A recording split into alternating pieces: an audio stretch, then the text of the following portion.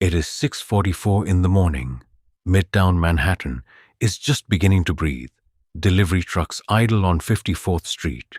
Steam rises from the grates in slow, lazy columns. The Hilton Midtown, one of the largest hotels in New York City, is waking up floor by floor, room by room. Somewhere inside, a man is getting dressed in a suit. He has a meeting this morning, an investor conference. He is used to these mornings. He is a man of routine, of order, of precision. He has spent his career managing complexity at the highest levels. He is good at his job.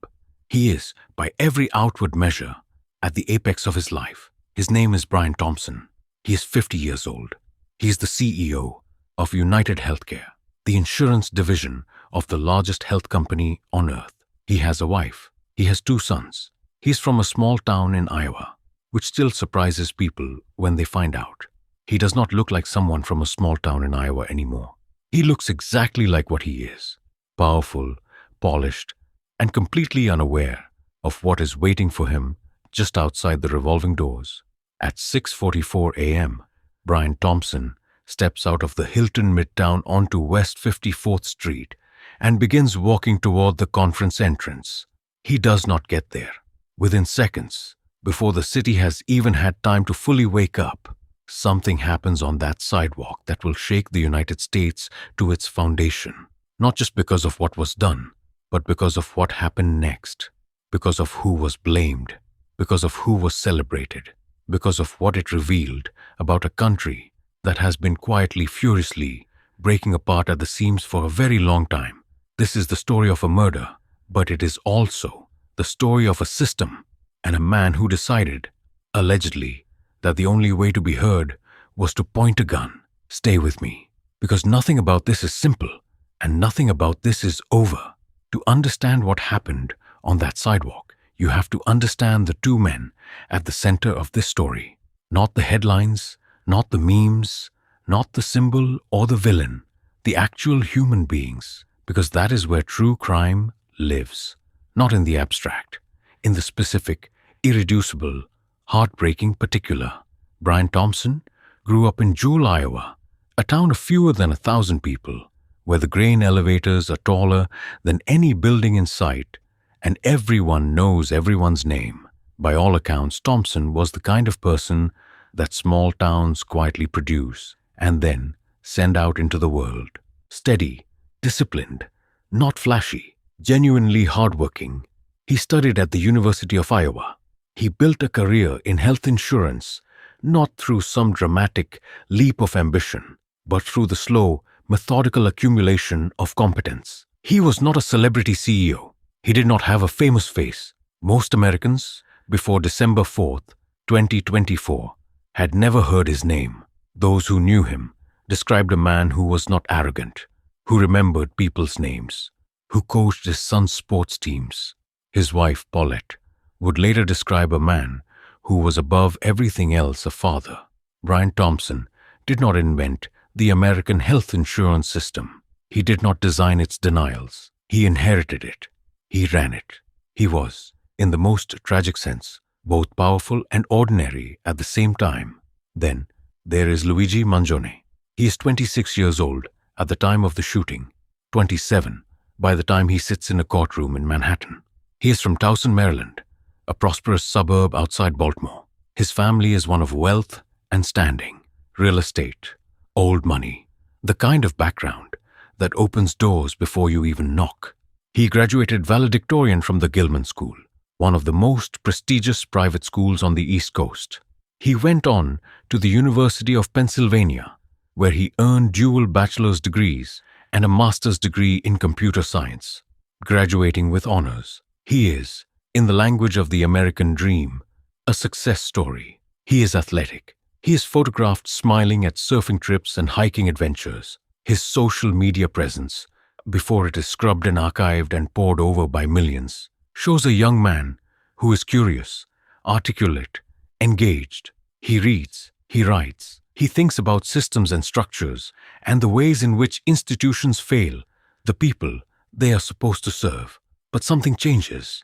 In his early 20s, Luigi Mangione begins to experience serious back pain, the kind that does not go away, the kind that reorganizes your entire life around it. He eventually undergoes spinal fusion surgery. It helps, but the road back is long and by many accounts lonely. People who know him from this period describe a gradual withdrawal, fewer social engagements, more isolation, a growing preoccupation with what he sees as the failures of modern institutions, including healthcare.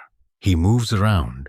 He spends time in Hawaii, living communally with others interested in technology and philosophy. He reads voraciously, and somewhere in those years of pain and reading and thinking, something crystallizes inside him. A rage, not loud and uncontrolled, but cold, precise, and ideological. What he is allegedly thinking during those years we know, because he writes it down.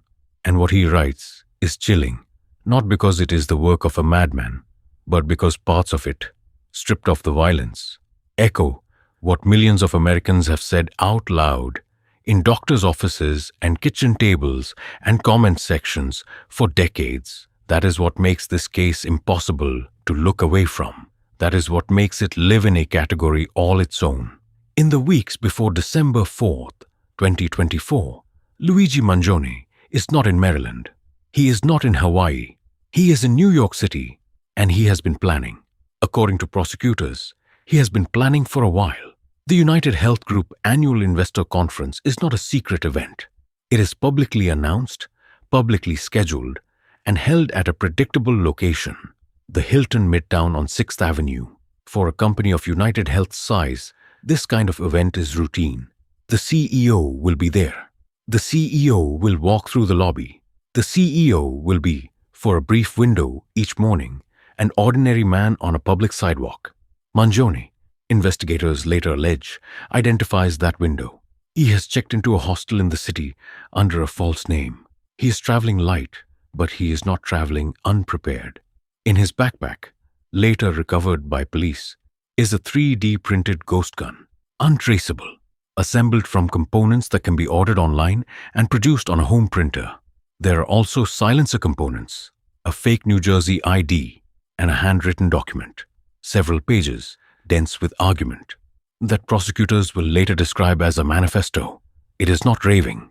It is, in its own way, organized, coherent, which makes it more disturbing, not less. At 6:44 a.m. on December 4th, 2024, Brian Thompson exits the Hilton Midtown and walks west on 54th Street toward the conference entrance on 6th Avenue. Surveillance footage, later released to the public, shows what happens next. A figure in a dark hooded jacket and a mask, the kind that became ubiquitous during COVID, emerges from the shadows on the right side of the frame. He moves with purpose, no hesitation, no erratic energy. He walks up behind Brian Thompson and fires. The shots are quiet. The silencer works. Thompson stumbles. He falls. The figure in the hoodie keeps walking, not running, walking, and rounds the corner into Central Park, where a bicycle has been stashed. He rides north, and then he disappears. Brian Thompson is rushed to a nearby hospital. He does not survive. The city wakes up to the news. By 8 a.m., it is everywhere. By 10 a.m., it is the only thing the internet is talking about. The CEO of the country's largest health insurer shot dead on a Manhattan sidewalk in front of a hotel, in broad view of surveillance cameras. No witness seems to have heard the shots. No one saw it coming. But then, and this is where the story takes its first jarring turn, the internet's reaction is not what anyone expects. There is grief. There is horror. There are the standard declarations of outrage from political figures and business leaders, but beneath all of that, in the comments sections and the forums and the dark humor of social media, there is something else, something that the executives and pundits and anchors are not quite prepared to name out loud. There is a laugh, there is a shrug, there are people, not fringe people, not extremists, but ordinary, frustrated Americans, who see the words UnitedHealthcare CEO and feel something they are not proud of feeling, but cannot quite stop. 3 shell casings are found near the scene. Written on them, in black marker, are 3 words: deny, defend, Depose. It is a reference to a book, a critique of the American insurance industry's strategy for avoiding payouts. It is a message. It is a declaration, and it will define the next 5 days and the next 2 years of American conversation. The New York Police Department launches one of the largest manhunts in the city's recent history. They have a body. They have surveillance footage. They have shell casings with writing on them.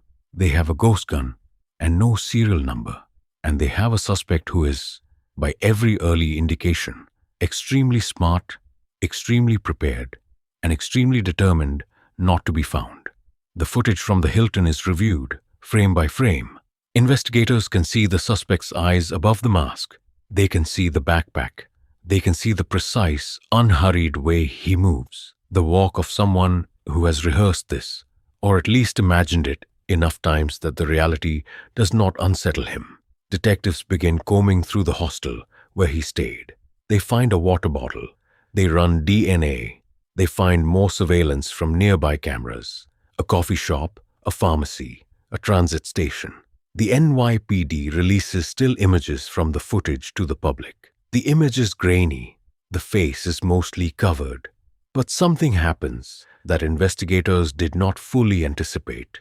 The internet becomes a co-detective. Within hours, Reddit threads and TikTok videos are dissecting every pixel.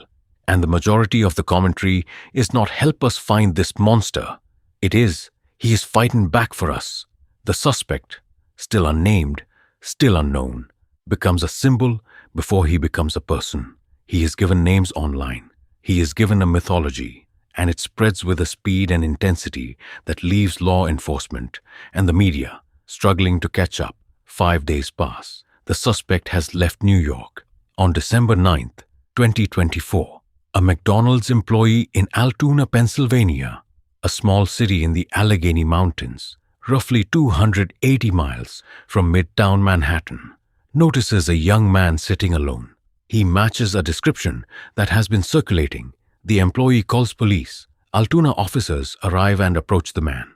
He is calm. He does not run.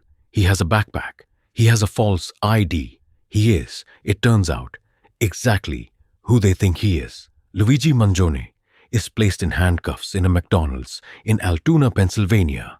In his possession, the ghost gun, a silencer, a fake New Jersey driver's license in a different name, and the handwritten document, the one prosecutors will call a manifesto, which lays out, in careful, deliberate language, his fury at the American healthcare industry, at UnitedHealthcare specifically, and at what he describes as its systematic, profit-driven denial of care to people who need it. He says very little upon arrest. He is, by all accounts, composed. Back in New York, investigators execute search warrants and piece together his movements. He stayed at multiple locations under different names. He paid in cash. He used encrypted apps. He had clearly studied operational security. He had clearly thought this through. The 5-day gap between the shooting and the arrest is not an accident or a near miss. It is, investigators conclude, a planned evasion that almost worked. He is extradited to New York. When he arrives at Manhattan Criminal Court for his arraignment, something remarkable happens. Hundreds of people have gathered outside. Some hold signs, some cheer. The photos go around the world. And inside, when he is led into the courtroom, looking for all the world like a catalog model who took a wrong turn, the conversation about what America is and what it has become explodes all over again. He pleads not guilty. On May 18th, 2026, just days before this script is written, a New York judge rules on which evidence will be allowed at trial. The 3D printed gun allowed. The notebook allowed. Some items from the backpack suppressed. The state trial is scheduled for September 8th, 2026. A federal trial, where prosecutors are seeking the death penalty, looms on a separate track. The case that started with 2 shots on a sidewalk is about to enter its most consequential phase. Let us be honest about something. The reaction to Brian Thompson's murder was not just a social media anomaly. It was not bots. It was not a fringe. Polling conducted in the weeks after the shooting found that a significant percentage of Americans, across party lines, across demographics, admitted to feeling some degree of ambivalence about the killing. Not that they endorsed it, not that they wanted more of it, but that something in them understood the rage that allegedly produced it. That is a profound and disturbing fact, and it demands to be examined, not dismissed. The American health insurance system has for decades operated on a model that critics, including former insurance executives who later became whistleblowers, describe as one designed to maximize profit through the delay and denial of claims. Patients with cancer diagnoses are denied chemotherapy. Children with chronic illnesses are denied medications their doctors prescribe. People who have paid premiums for years are turned away in their most desperate moments. The word prior authorization, a bureaucratic process that requires insurance company approval before treatment, has become for millions of American families a synonym for nightmare. UnitedHealthcare, as the largest player in the industry, is not unique in this system, but it is the largest. And in the year before Brian Thompson's death, the company had been cited in reports and congressional testimonies for denial rates that critics called unconscionable. An AI system reportedly used to automate claim denials had a documented error rate. People had died waiting for approvals. None of this justifies murder. Let us be unambiguous about that. Brian Thompson did not personally deny any claim. He was a human being. He had a family. His sons lost their father. His wife lost her husband. The grief of the Thompson family is real and total and deserves to be treated with full seriousness. But here is the mirror that this case holds up to America. The system that Brian Thompson ran and the system that Luigi Mangione allegedly targeted is the same system that tens of millions of Americans navigate every single day with fear and fury. And the fact that Mangione's alleged act, an act of premeditated violence, generated not universal condemnation, but a complicated, fractured, emotionally charged public response, tells us something we cannot afford to ignore. It tells us that people feel unheard, that the normal channels, the phone calls, the appeals, the letters, the congressional hearings have failed them or feel like they have, that the distance between the powerful and the powerless has grown so vast that some people have begun to see the use of power against power, even violent power, as the only language left. This is not a comfortable truth. It is not a simple one, and it does not resolve neatly into either the conservative narrative, a dangerous radical targeting capitalism, or the progressive one, a folk hero fighting a broken system. The reality is messier, more human, and more frightening than either of those stories. Luigi Mangione is not a hero. He is, if the prosecution's evidence holds, a man who killed another man in cold blood on a sidewalk, leaving children without a father. But Brian Thompson's death did not happen in a vacuum, and the America that made both of them possible is the America we all live in. That is the conversation this case demands. Whether we are willing to have it is the question. Here is where things stand. As of May 2026, Luigi Mangione awaits 2 separate trials. The state murder case in Manhattan, scheduled for September 8, 2026. A federal case where the Department of Justice is seeking the death penalty, running on a parallel track. He has pleaded not guilty to all charges. He is 27 years old. He has been in custody since December 9th, 2024. His legal team is fighting on multiple fronts: the suppression of evidence, the constitutionality of a death penalty prosecution, the question of whether he can receive a fair trial in the most media-saturated case in years. Brian Thompson's family has said very little publicly. His wife, Paulette, released a brief statement after the arrest. His sons, teenagers when their father was killed, have remained entirely out of the spotlight. The grief of that family is private and enormous and ongoing.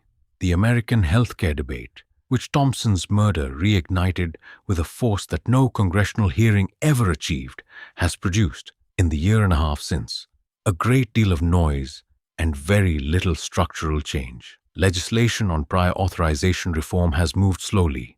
Investigations into AI-assisted claim denials continue. The system remains largely as it was, and Luigi Mangione remains, for a portion of the American public, a symbol, which is perhaps the most unsettling part of all, because symbols do not need to be guilty or innocent to function. They need only to represent something that people already feel. What will a jury decide? What will the evidence reveal when it is laid out in full in a courtroom in Manhattan in September? What will the death penalty fight produce in federal court? We do not know. We cannot know. But here is what we do know. On the morning of December 4th, 2024, two men's lives intersected on a sidewalk in Midtown Manhattan in a way that neither of them chose and that neither of them could have predicted. One of them did not survive. One of them sits in a cell and waits, and the rest of us are left with the question that this case refuses to let go of. The question that hangs over every hearing, every headline, every argument, every silence. What kind of country produces this? And more importantly, what kind of country do we want to be? Think about that, because no verdict, no matter what it says, will answer it for us.